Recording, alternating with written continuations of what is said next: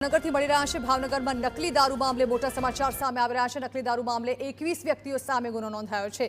તો નકલી દારૂ કેસમાં 12 વ્યક્તિઓને રાઉન્ડ અપ કરવામાં આવ્યા છે। એસએમસીની તપાસ બાદ વર્તેજ પોલીસ મથકમાં 21 સામે ફરિયાદ નોંધાઈ છે। મુખ્ય બુટલેગર ગૌતમ સોલંકી સહિત 21 સામે નામજોગ ફરિયાદ દાખલ કરાઈ છે। બીએનએસ અને પ્રોહિબિશનની વિવિધ કલમો હેઠળ 21 સામે ગુનો નોંધાયો છે। વર્તેજ પીઆઈ દ્વારા 21 આરોપીઓ સામે પોલીસ ફરિયાદ નોંધવામાં આવી છે।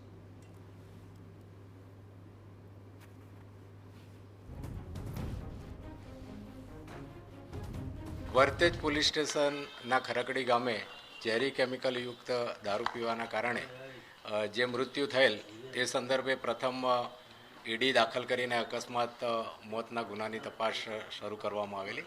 તે સંદર્ભે આજે ફરિયાદ દાખલ કરવામાં આવી છે સરકાર તરફે અને કુલ 21 ઈસમો વિરુદ્ધ નામજોગ ફરિયાદ દાખલ કરવામાં આવેલી છે।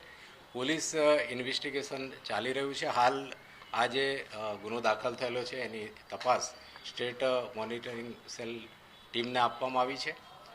તપાસ દરમિયાન પ્રાથમિક જે અમારી પાસે માહિતી છે અને જે વિગત છે એ પ્રમાણે 12 માણસોને રાઉન્ડ અપ કરવામાં આવેલા છે અને તપાસની જે બાકીની પ્રક્રિયા છે એ પ્રક્રિયા હાલ ચાલુ છે।